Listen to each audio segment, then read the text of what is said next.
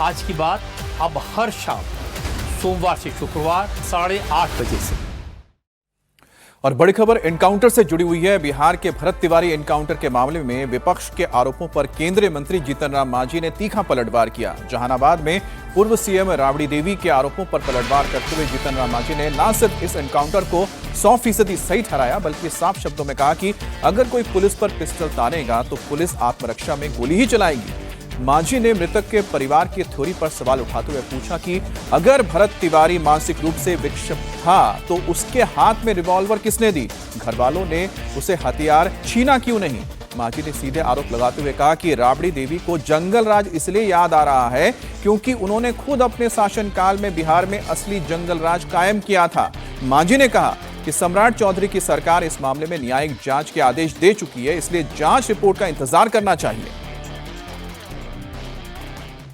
जिस कहता है उसका परिवार की विक्षिप्त था तो रिवॉल्वर क्यों उसके हाथ में दिया गया था? क्यों रखा गया था? रिवॉल्वर छीन लिया जाता, परिवार नहीं उसको देता। इसका मतलब है कि जानबूझकर परिवार वाले लोगों ने उसको उस्काया है। और पुलिस को अगर मार दिया होता, दो पुलिस मर जाता तो बहुत अच्छा होता। आए दिन देखा जा रहा है पुलिस पर बहुत सी आक्रमण हो रहे हैं, पिटा रहे हैं, कहीं कहीं मारे भी गए हैं। तो वो ठीक है, पुलिस मरे तो ठीक है, लेकिन जनता अगर किसी प्रकार से इनकाउंटर करे तो वो खराब है। कहने का मतलब है कि हम वहाँ के जो घटना घटी है, इनकाउंटर हुआ है, उसको हम जस्टिफाइड मानते हैं। जब न्यायिक जांच है तो जांच होगा, जांच अपना काम करेगा, जांच पर फलाफल जो आएगा वो देखा जाएगा। तो राबड़ी देवी इसलिए कहती है कि जंगल राज उन्होंने राज यहाँ किया है, जिस समय कि उनके घर पर बैठ करके तय किया जाता था कि दे रहो फलानमा के इतना रुपया, काम चली लड़कन लोग भूखा बा हो, डॉक्टर बड़ी तू कमैला है दे रहा पैसा, इंजीनियर तू बड़ी कमैला है पैसा दे रहा। ये बात आज नहीं हो रही है। किसी की हिम्मत नहीं है कि एक अन्य मार्ग में आकर के कोई कहेगा जंगल राज वो था, ये जंगल राज नहीं। यहाँ तो देख रहे हैं कि इनकाउंटर हो रहा है, हाफ इनकाउंटर हो रहा है। तो जो कर रहा है वो फेस कर। हो सकता है बहुत तरह की बात राजनीति चलती है, मैं राजनीति नहीं करता हूँ, मैं वास्तविकता को बतलाता हूँ। अगर हम पर कोई पिस्टल दिखलाता है तो हम उसको ज़रूर मारेंगे, वो कैसा भी क्यों हो। तो इसलिए पुलिस पर पिस्टल दिखलाया तो पुलिस ने ऐसा किया तो गलत नहीं। इस बीच भरत तिवारी के एनकाउंटर का मामला अब सुप्रीम कोर्ट पहुंच गया है। अधिवक्ता विशाल तिवारी ने जनहित याचिका दाखिल कर इसे कथित फर्जी एनकाउंटर बताते हुए सीबीआई जांच करने, संबंधित पुलिसकर्मियों के खिलाफ एफआईआर और सुप्रीम कोर्ट के रिटायर्ड जज की निगरानी में स्वतंत्र जांच समिति गठित करने की मांग की है। याचिकाकर्ता का कहना है कि ऐसे मामलों में कानून के शासन और नागरिकों के मौलिक अधिकारों की रक्षा के लिए स्वतंत्र और निष्पक्ष जांच जरूरी है। इसी के आधार पर सुप्रीम कोर्ट से हस्तक्षेप करने की भी अपील की गई है। और इस बीच पुलिस की कार्रवाई के खिलाफ कैमूर में परशुराम सेना, करणी सेना और सर्व समाज ने आक्रोश मार्च निकाला। कैमूर के भभुआ में भारी संख्या में सर्व समाज के लोग सड़कों पर उतर आए। भभुआ नगर पालिका मैदान से लेकर एकता चौक तक एक आक्रोश मार्च भी निकाला गया। प्रदर्शनकारियों का आरोप है कि भरत तिवारी फर्जी एनकाउंटर में हत्या की गई है उनकी। इस मामले में संलिप्त सभी दोषी पुलिसकर्मियों की उन पर तुरंत सेवा से बर्खास्त उन्हें किया जाए और उन पर हत्या का मुकदमा दर्ज कर उन्हें जेल भेजा जाए। साथ ही भरत तिवारी के परिवार वालों के लिए 1 करोड़ का मुआवजा और उन्हें शहीद का दर्जा देने की भी मांग की गई है। और बड़ी खबर उत्तर प्रदेश के प्रयागराज से आ रही है, जहां पर नाबालिग से रेप के आरोपी को पुलिस ने एनकाउंटर के बाद गिरफ्तार किया है। प्रयागराज के पूरा मुफ्ती इलाके में 14 जून को आरोपी मुशर्रफ नाबालिग को घर से उठाकर ले गया और उसका रेप किया। आरोप है कि इस दौरान उसने लड़की को धमकी दी, साथ उसके शरीर को सिगरेट से भी दागा।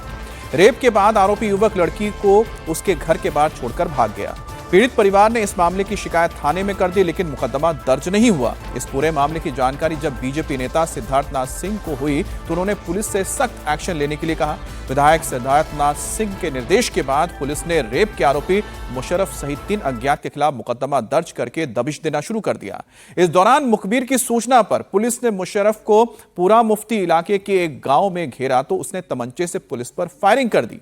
पुलिस ने भी क्रॉस फायरिंग किया, जिसमें आरोपी मुशर्रफ के दोनों पैर में गोली लगी। पुलिस ने उसे अस्पताल ले जाया गया, लेकिन एक तमंचा और साथ में उसके पास से कारतूस भी बरामद हुआ और उसकी गिरफ्तारी हो गई।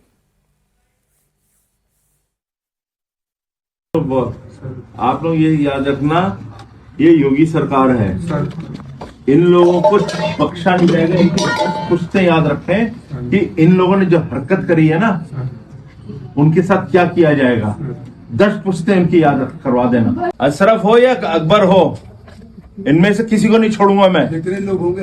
अरे अतीक को नहीं छोड़ा तो ये कौन से खेत की मूली है? पकड़ो इन लोगों को। अब इनका जुलूस हम निकालेंगे, चिंता मत करो। ना जुलूस निकलवाया ना मैंने, वैसे डरना नहीं, ठोक ठोक के मारेंगे। भय आना चाहिए इनके अंदर, आएगा सर पूरा। ऐसा भय आएगा कानून को मतलब देखो, हमारे घर की महिलाएं जो है ना रोड पे घूमेंगी 1 बजे रात को भी, और उनकी हिम्मत नहीं होनी चाहिए। उनको पकड़ ले किसी तरह, पकड़ लेंगे, कहां से हो, कहीं भी हो, पकड़ ले।